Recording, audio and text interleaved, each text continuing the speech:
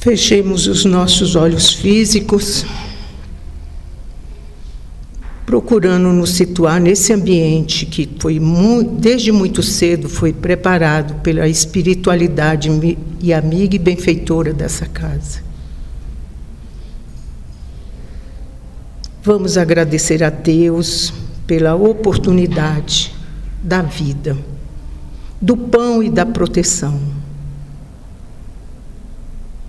que é materializado naqueles que aqui já passaram e que nos conduzem hoje através dos ensinamentos do Cristo.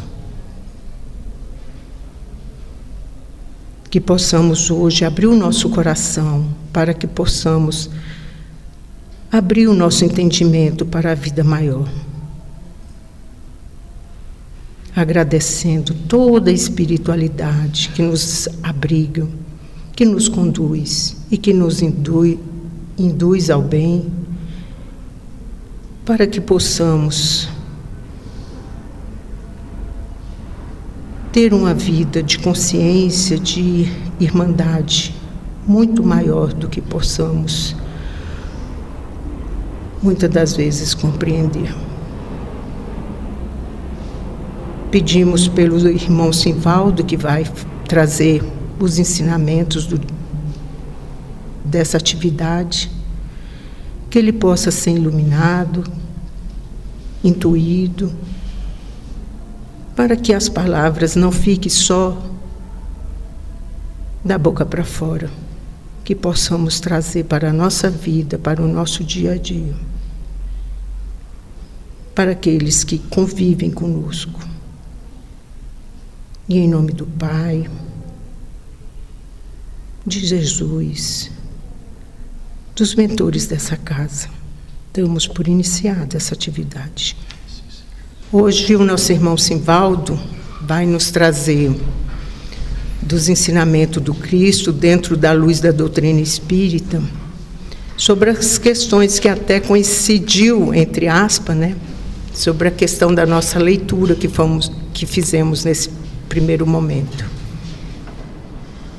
A palavra é sua. Almas queridas, encarnadas e desencarnadas, boa noite. Que a paz do Divino Amigo Jesus esteja nos nossos corações, hoje e pelo menos até a metade da eternidade, Nós fomos agraciados. Presidente, boa noite. Como é que está essa jovem força empreendedora dinâmica? Minha gratidão ao nosso presidente por nos dar a possibilidade. Esse tema, na realidade, eu queria ter falado dele, queria ter sugerido ele, e fiquei muito feliz quando me foi trazido a possibilidade de falar sobre ele. É sobre as obras sociais dentro de uma visão espírita. Alguém nos visita pela primeira vez? Sejam bem-vindos. Nós somos a Casa de Sebastião Mártir, a primeira casa espírita de Brasília, fundada mesmo antes da inauguração. E o nosso DNA, desde lá, buscar fazer com que o Consolador prometido de Jesus, no seu Evangelho, seja praticado por nós. E para isso nós temos algo que nós vamos falar no decorrer da nossa fala de hoje, que são algumas obras em que nós podemos exercitar aquilo que o Mestre Jesus nos recomenda. A casa tem várias atividades, eu vou falar de algumas, tem vários estudos, e depois tem aqueles QR Codes ali no mural, é só vocês ali acessarem, que tem uma coletânea de possibilidades. Ou então, perguntar aí ao pessoal da casa, a nossa menina que fica ali na frente, sobre as atividades, tá bem? Sejam muito bem-vindos. Mas para nós fazermos uma reflexão sobre as obras sociais no Espiritismo, eu recomendo àqueles que ainda não tiveram a possibilidade de ler uma das memoráveis obras espíritas que o nosso querido Emmanuel, na abençoada lavra mediúnica do Chico, nos trouxe. Trata-se de Paulo e Estevão. E nós vamos contextualizar só aqui um pequeno trecho, que aqueles que não leram o livro, vou dar só aqui um spoilerzinho. Gesiel, era um jovem que, por um pequeno destempero do seu pai, foi acometido de uma grande desdita. Ele foi vendido como escravo para conduzir-se dessa forma até o final da sua vida.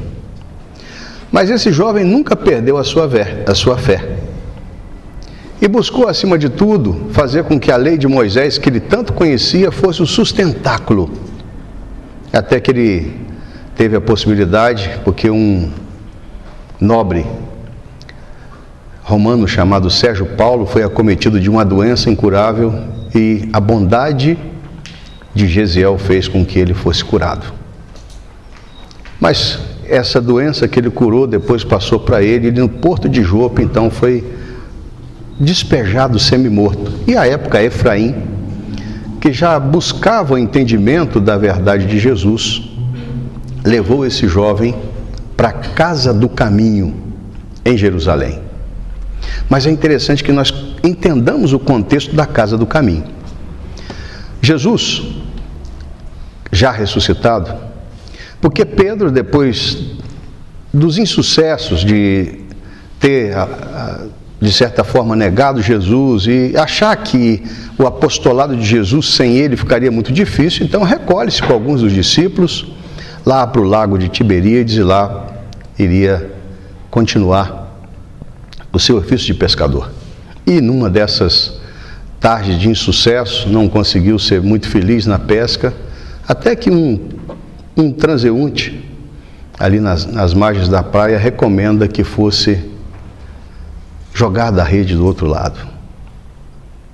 E foi exitosa a pesca. Mas ele, sobretudo, quando ele lembrou-se da fala daquele circunstante, ele joga-se na água, não antes de se vertir, e lá então encontra-se com Jesus. E depois daquela celebração, Jesus ressuscitado já, ele pergunta 3 vezes para Pedro se ele o amava. É interessantíssima a didática de Jesus. Assim como ele o negou por 3 vezes, ele de certa forma reconcilia Pedro com ele mesmo, quando ele tem a oportunidade de falar do amor que ele tem por Jesus. E ele manda então que ele fizesse um trabalho de apacentação das suas ovelhas. E isso então, Pedro reuniu então forças, coragem e busca lá em Jerusalém, num terreno inicialmente doado, a fazer um local que pudesse ser um recipiendário dos nossos irmãos de humanidade que experimentassem, de certa forma, as agruras da fome, da dor, da desesperança. E ali, naquele bendito local, buscou então o nosso querido Pedro a ser um instrumento útil. Mas antes desse início desse apostolado firme, no livro Contos Apólogos, na lição 38, da Lavra Mediúnica do Chico, o nosso querido Humberto de Campos traz uma lição que Pedro, o homem rústico, bruto, mesmo imbuído daquela vontade de ser o sustentáculo da eclésia de Jesus, ele tinha ainda dificuldades, porque ele via nos seus irmãos de humanidade, muitas vezes, pessoas que tinham, acima de tudo, na visão estreita dele, de Pedro, experimentado as desventuras, tendo em vista os seus equívocos no tratamento da lei de Jesus. E algumas vezes ele fora realmente rude com algumas dessas pessoas. E aí, Humberto de Campos nos diz que num desses dias, depois de fazer uma série de censura a pessoas, quando se preparava para se recolher, o nosso querido Pedro vê que entra numa sala apertada onde ele recebia aquelas criaturas, um circunstante com um capuz, e ele, com uma certa irritação, pergunta a que ele veio, e ele olha que a mão daquele circunstante trazia uma chaga. Olha na outra a mesma coisa. Olha nos pés as marcas do cravo. E ele tem então um sobressalto quando vê que ali se encontrava o divino amigo Jesus. Pedro arroja-se-lhe aos pés, chora, e a fala mansa de Jesus toca o seu coração quando ele diz: Pedro, a nossa missão nessa terra não é apenas curar os puros. Essa casa deve estar de portas e corações abertos para acolher aqueles que experimentam a dor. Que o silêncio da compaixão doravante seja o seu modo de agir.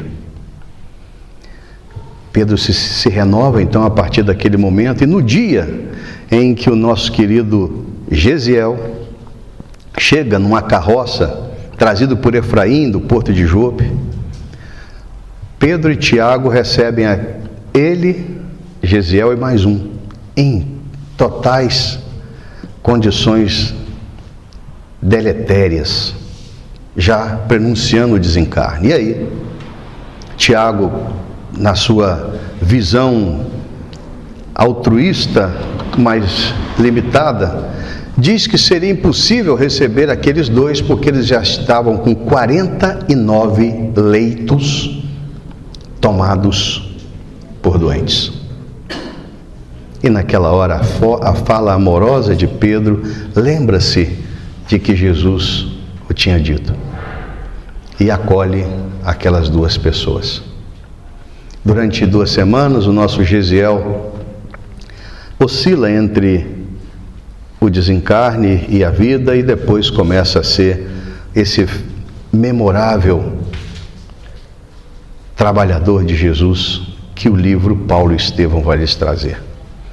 Mas eu falei sobre isso porque a Casa do Caminho constituiu-se num verdadeiro exemplo, em que muitos daqueles homens e mulheres simples que testemunharam a boa vontade daquelas pessoas que buscavam o exercício da compaixão, o exercício da caridade no seu sentido mais amplo, que buscavam fazer com que aqueles que tinham tanto a fome do corpo, como a necessidade de um vestir, mas principalmente que experimentassem as dores da alma, tivessem naquelas pessoas que buscavam exatamente seguir o que Jesus disse, que aqueles que quisessem segui-lo haveriam de esquecer de si mesmo, pegar cada um a sua cruz e buscar-se segui-lo.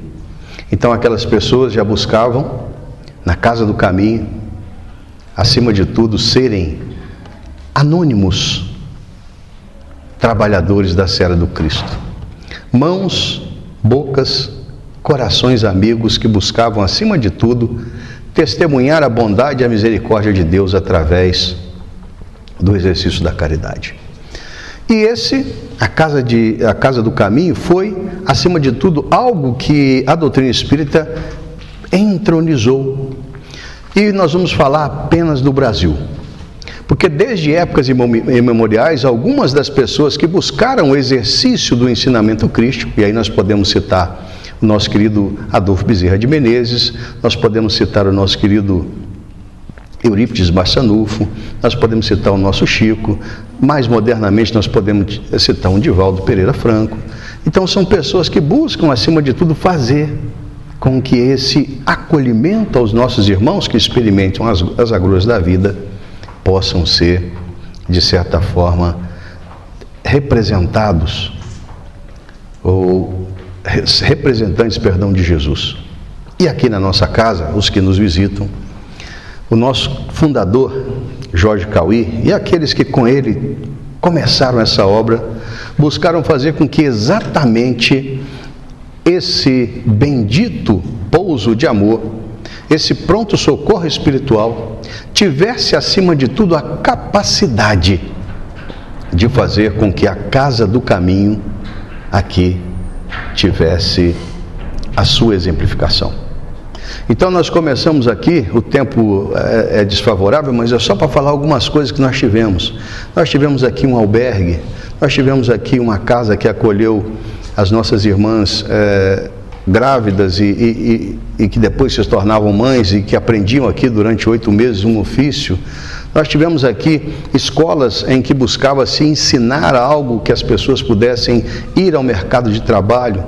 Nós tivemos aqui a necessidade de ver que esse espaço pequeno aqui pudesse ser ampliado para que nós tivéssemos a capacidade de fazer com que mais pessoas fossem auxiliados. Então, no dia 7 de março de 1980, essa casa abriu o Lar Maria Madalena. Uma obra fantástica, que aqueles que ainda não conhecem, eu recomendo que conheçam. Um local em que nós buscamos, nós os diretores, nós os colaboradores, nós os voluntários, buscamos fazer com que um pouquinho de nós empreste aos nossos irmãos que experimentam já o ocaso das suas existências possam ter a amorosidade. Mesmo aqueles que a sua família consanguínea não lhes dispensou esse amor tão importante que Jesus nos recomenda.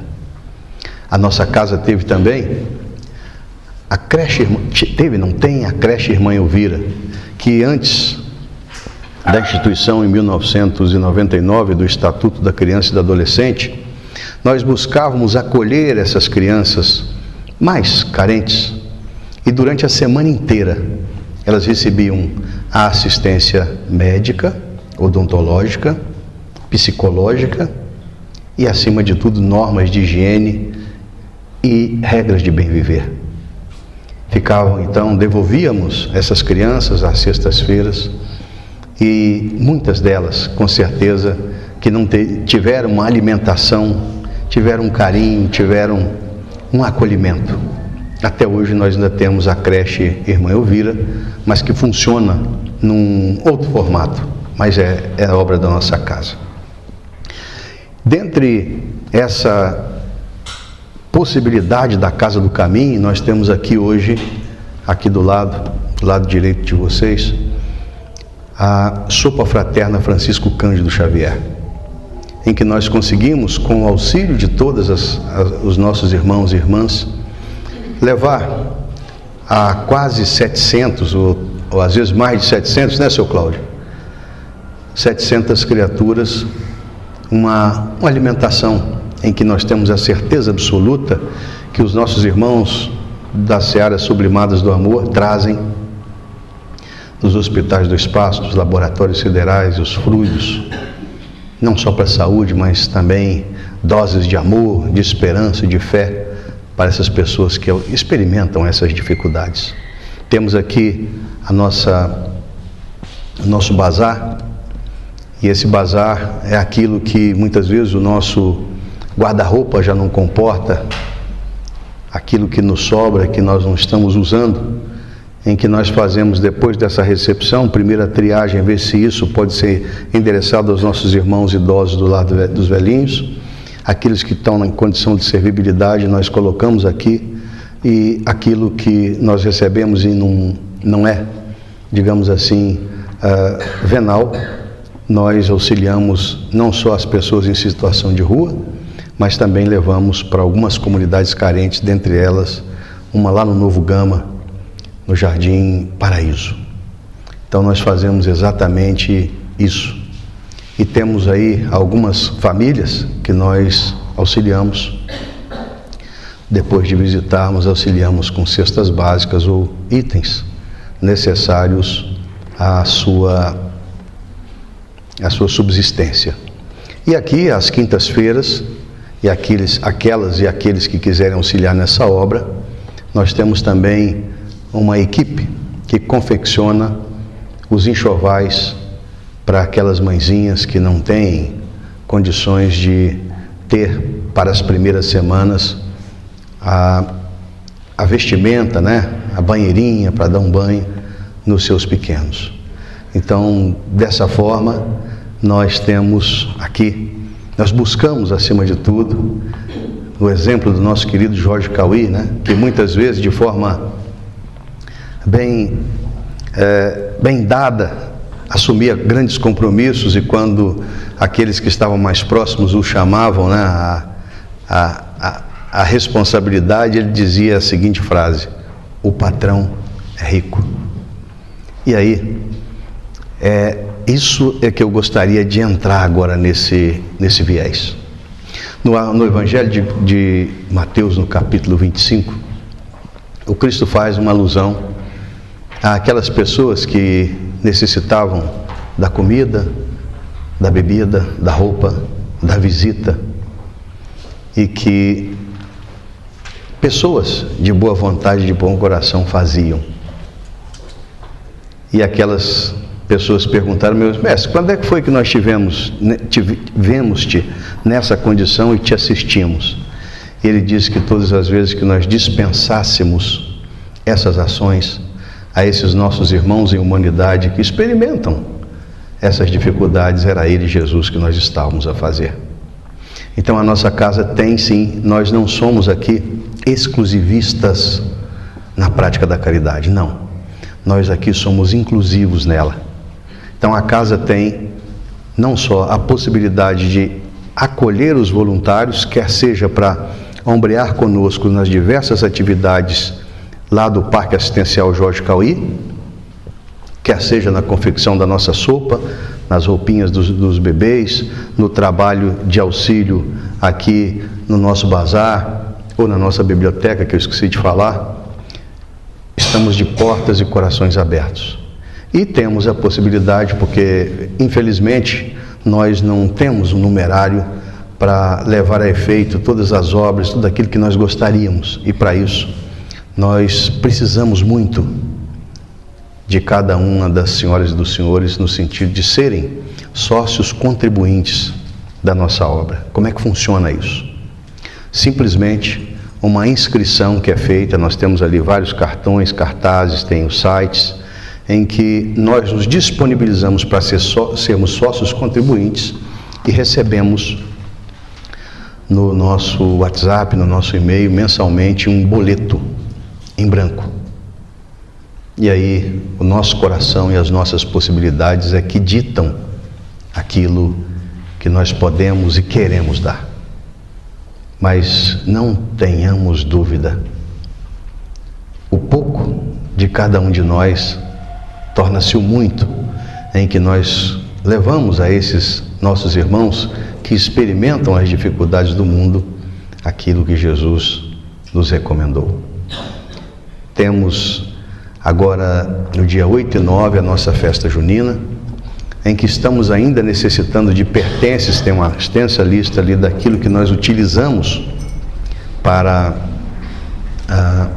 a confecção das comidas e das bebidas lá do nosso lar, da nossa festa. E temos também ainda a possibilidade daqueles aqueles que querem se candidatar para serem voluntários na festa, ou aqueles que querem simplesmente com seus familiares nos dar a oportunidade das suas presenças entre nós, compartilhando daquele momento único de estar com os nossos irmãos mais velhos, que sobretudo se alegram quando sentem-se no meio de nós como uma verdadeira família. Então nós temos muitas vagas para o voluntariado. E a nossa palavra final é simplesmente dizer que quantas serão as oportunidades que ainda dispensaremos para trabalhar na caridade recomendada pelo nosso divino amigo Jesus. Nenhum de nós, infelizmente, sabe a hora do retorno à pátria espiritual. Mas a espiritualidade tem nos trazido sempre falas daqueles que passaram por essa santa oportunidade chamada vida, mas deixaram com que as oportunidades ficassem para o momento seguinte. Que nós possamos todos, então, nesse momento, nos sentir como o nosso querido irmão Pedro, que dispensava, que só julgava aqueles que estavam para ser acolhidos. Que nós nos sintamos na frente de Jesus, Ele olhando nos nossos olhos e perguntando a nós o que nós temos feito pelos nossos irmãos, filhos de Deus, que experimentam as dificuldades da vida. Fiquemos em paz. Ainda sobre essa visão fantástica daquela casa que albergava tantos sofredores, que nós nos sintamos ali, deitado em uma daquelas macas, tendo sobre nós amorosas mãos dos trabalhadores de Jesus, e que eles possam nesse momento sondar os nossos corações e os nossos pensamentos, revisitando os nossos dias, que nós possamos em pensamento apresentar a eles as dificuldades que temos nos relacionamentos familiares, as dificuldades financeiras, a saúde instável, os sentimentos tão difíceis, mas que sintamos nesse momento que cada um deles, com seus olhares amorosos, as suas mãos postas sobre os nossos corpos, administram potentes fluidos que equilibram o nosso corpo de carne e o nosso corpo espiritual. E que juntos, numa sintonia amorosa, possamos levar ao divino amigo Jesus a nossa súplica. Senhor Jesus, quantas oportunidades temos perdido em testemunhar-te nos nossos irmãos e a humanidade. Quanta impaciência, Senhor, quanta dificuldade de ouvir, quantas reclamações, quando temos recebido tanto de vós, um lar, uma família, um país que nos alberga, uma saúde melhor que a de muitos. Fortalece, Senhor, a nossa coragem, a nossa fé, para que nós saiamos da esfera dos bem cuidados pacientes e nos convertamos em diligentes enfermeiros, buscando, através das nossas possibilidades, levar aos nossos irmãos em humanidade a amorosidade recomendada por vós. Dispensa, Senhor, através dos seus prepostos,